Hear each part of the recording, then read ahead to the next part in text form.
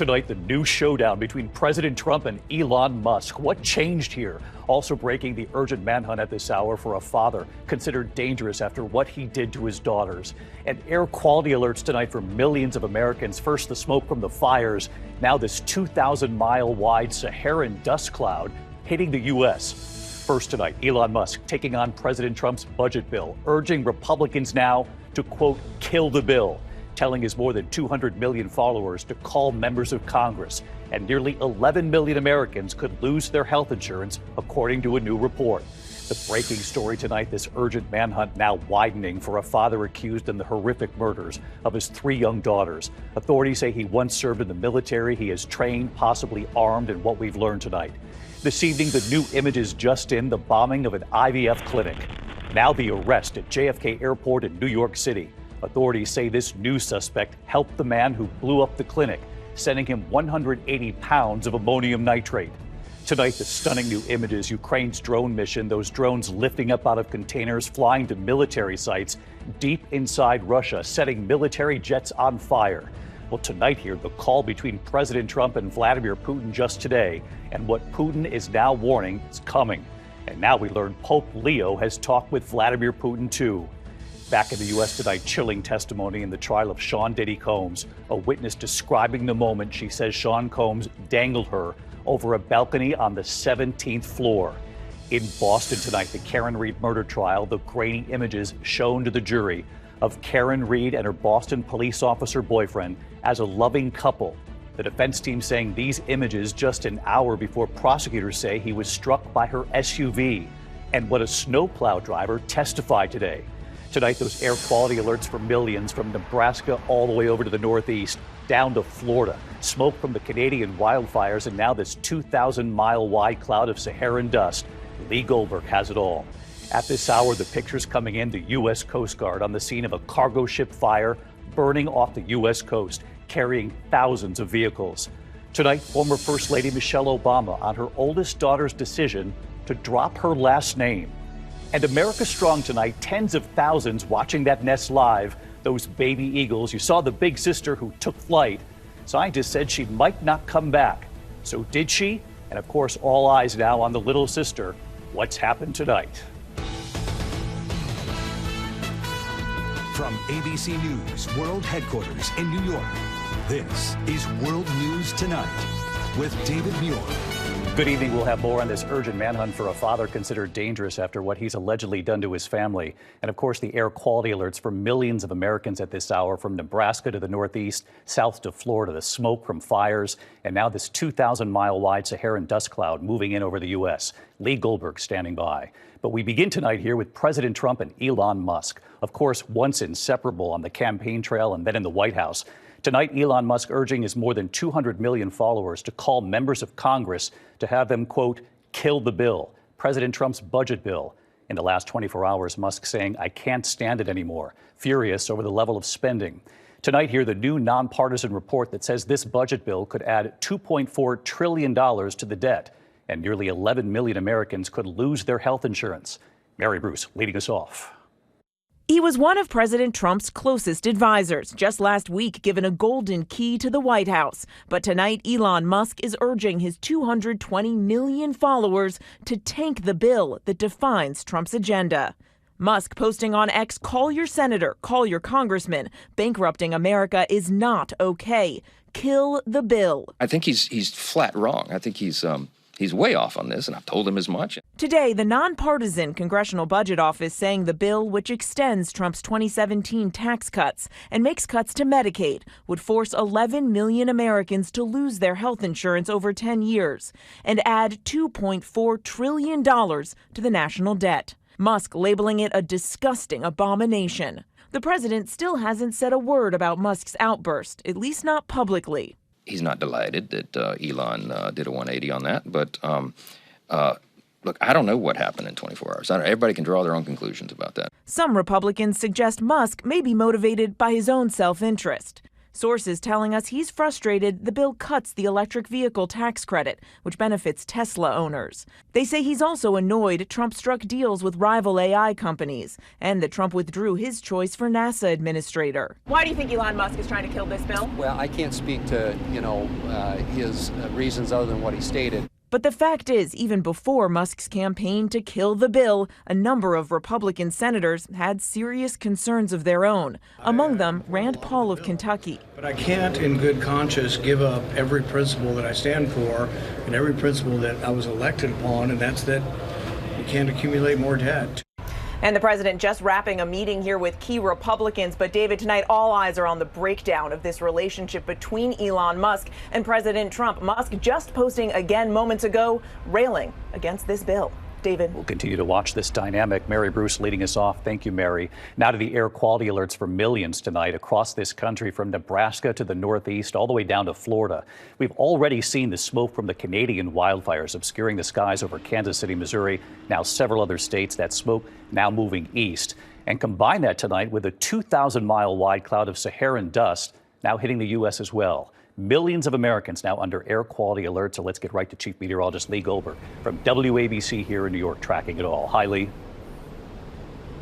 Hi, David. That wildfire smoke continues to pour into the upper Midwest and compromise air quality. We have air quality alerts that go from Nebraska into Wisconsin and Michigan tonight. It'll be thickest tonight. We also have dangerous pollution in the east from Philly to New York to Hartford, not related to the smoke. Let's time this. So for tonight, the dense smoke over parts of Iowa and into parts of Wisconsin, hazy skies to the east. You go into tomorrow and the smoke is definitely thinner, but it could be a smoky day from Omaha all the way to Chicago. Unhealthy air quality all the way to the East Coast. From smoke to dust, Saharan dust at its thickest tonight over the Florida Peninsula. Some breaks could give a colorful sunset. Otherwise, this is not unusual and not impacting air quality. This will thin out over coming days. And in terms of storms west of the Mississippi, it's flood watches across parts of Missouri and into the Southwest. Lots to talk about. David? All right, Lee Goldberg back with us here tonight. Lee, thank you as always. We turn now to the other developing story tonight, the urgent manhunt widening at this hour for a father accused in the horrific murders of his 3 young daughters.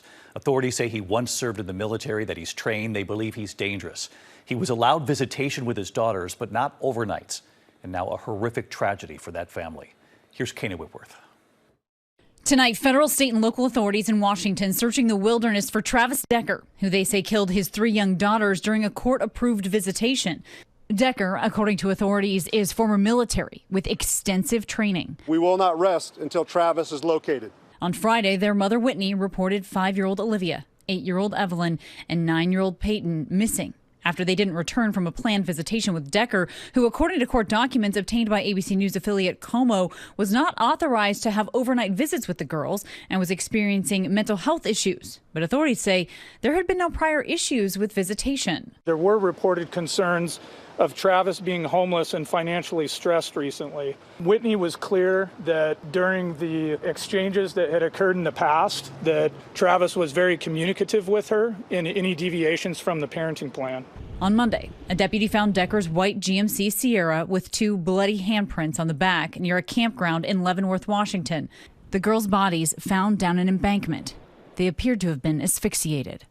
All 3 girls attended Lincoln Elementary School in Wenatchee. The entire community coming out to pay their respects. Classmates writing messages in colored markers, trying to process the unthinkable. And David, tonight authorities warn that Decker could be anywhere, and they say he should be considered dangerous. David. Our thoughts are with that mother, that extended family, and that whole community tonight. Kana Whitworth, thank you. Tonight, there's news of an arrest at JFK Airport here in New York City, a new arrest after the deadly bombing at a fertility clinic in Palm Springs. Now, this new suspect is accused of sending the suspect who bombed the clinic 180 pounds of ammonium nitrate. Tonight here, we have the new video of the moment of that blast, the image, and of course, the sound right there from inside the clinic. A 25-year-old drove his car to that clinic and detonated the car bomb right in the parking lot. Pierre Thomas tonight with the arrest at JFK Airport. Tonight, stunning new video from inside the building at the moment that powerful bomb nearly destroyed that California fertility clinic. As the FBI says, the suspect killed in the blast had an accomplice. Daniel Park is accused of helping Guy Bartkus, who died in the explosion, to develop an ammonium nitrate car bomb. similar in design to that used in the Oklahoma City terror attack in 1995. The FBI claims that Park sent Bartkus more than 180 pounds of ammonium nitrate and that the two experimented on the device in his garage in mid-January. We believe that Park had knowledge of how to create an amphibomb, ammonium nitrate fuel oil bomb. Park was arrested at JFK International Airport Tuesday after being deported from Poland, where he had been detained at the request of the DOJ. Authorities say he fled the U.S. to Warsaw 2 days after that Palm Springs bombing, which left a debris field of more than 250 yards in diameter. You can hear the power of the explosion that also injured 4 in an exclusive new video obtained by our station KABC. David, it shows just how brave the first responders were as they rushed in to save those embryos. The FBI claims the two men targeted the clinic because they want the human race to become extinct. The FBI is calling them so-called nihilist extremists. David? Pierre Thomas in Washington. Pierre, thank you. Tonight, President Trump's call with Vladimir Putin today. The president now saying Putin says he will retaliate against Ukraine. Tonight, stunning new images after Ukraine's drone mission, those drones lifting up out of containers, flying to military sites deep inside Russia, setting those military jets on fire. Tonight here, what Putin is now warning, and now we learn that Pope Leo has talked with Putin too. Martha Raddatz from Poland. Tonight, dramatic new video showing Ukraine's brazen drone attack, setting some of Russia's most valuable warplanes on fire. Those drones smuggled deep inside Russia. Video showing one of them lifting out of its container, heading to its target. Vladimir Putin, according to President Trump, vowing retaliation after a 1-hour phone call between the leaders. President Trump posting, Putin did say, and very strongly, that he will have to respond to the recent attack, and acknowledging it was not a conversation that will lead to immediate peace. The Ukrainians sent a swarm of more than 100 drones descending on multiple airfields, crippling Moscow's nuclear-capable warplanes, setting them ablaze. New satellite images showing the destruction. Tonight, a U.S. official telling ABC News Ukraine destroyed at least 10 of the 20 Russian warplanes it targeted. That's less than half of the 41 aircraft Ukraine claims it blew up. And just 24 hours ago, Ukraine with this underwater attack, bombing the only bridge connecting Russia to occupied Crimea. And David, President Trump wasn't the only leader to speak with Putin today. The Vatican announcing tonight that Pope Leo also had a telephone call with Putin, appealing to the Russian leader to seek solutions and gestures to achieve peace, emphasizing the importance of dialogue. David? All right, Martha Raddatz from Poland tonight. Martha, thank you as always. Meantime, back here in the U.S., chilling testimony tonight in the trial of Sean Diddy Combs. A witness describing the moment she says Sean Combs dangled her over a balcony from the 17th floor. Aaron Katersky was in the courthouse. Tonight, harrowing testimony of fear and danger at the trial of Sean Combs, where a friend of his ex-girlfriend, Cassie Ventura, told the jury Combs once dangled her over a 17-story balcony. Designer Brianna Bongolan joining the chorus of witnesses testifying that Combs was violent. He concedes he could be, but denies it was part of any sex trafficking or racketeering. In 2016, Bongolan said she was sleeping at Ventura's apartment when she woke to Combs shouting and banging on the door. On the balcony, she testified Combs lifted me and then had me on top of the rail. For a split second, she said, I was thinking I was going to fall. She claimed Combs pulled her over the rail and threw her onto furniture. I had a bruise on the back of my leg and back and neck pain, Bongolan testified. I had night terrors, paranoia, and I scream in my sleep sometimes. Another time, Bongolan testified Combs came up really close to my face and said something like, I'm the devil and I could kill you. Combs denies the claims, and the defense tried to hammer inconsistencies between Bongolan's testimony and her 2024 civil lawsuit. And Bongolan admitted on cross-examination she and Cassie Ventura had a drug problem. Bongolan will return here tomorrow, David, for more cross-examination before another alleged victim testifies Sean Combs subjected her to unwanted sex. David? Aaron Katersky at the courthouse. Aaron, thank you. Now to Boston and to the Karen Reed murder trial. Tonight here, you will see the grainy images of Karen Reed and her Boston police officer boyfriend. Her defense team says as a loving couple at a bar, just an hour before prosecutors say he was struck by Karen Reed's SUV. Matt Gutman on the trial again tonight. Today, the jury's seeing Karen Reed and her Boston police officer boyfriend John O'Keefe as a loving couple. Less than an hour before, prosecutors allege a drunk and angry Reed rammed O'Keefe with her SUV, killing him. Stop. What do you see? So I see John giving Karen a kiss on the forehead. The defense showing this grainy footage from a bar as a friend who was there described that touching moment. It just stood out to me. I was like, wow, that's the sweetest thing I've ever seen. The defense also working to undercut the prosecution's theory that O'Keefe's body was lying on the edge of this lawn by about 12:30 that morning when Reed allegedly hit him. The defense calls Brian Loughlin. Snowplow operator Brian Loughlin testifying that he cleared the road twice early that morning when there was only a couple of inches of snow on the ground. When all of those lights are on, how bright is it in front of your truck? Extremely bright, almost as if I had a spotlight. But he did not see John O'Keefe. How much of the front lawn of 34 Fairview could you see? I could see all the way to the front door. Did you see a 6'1", 216-pound man lying on that lawn? No.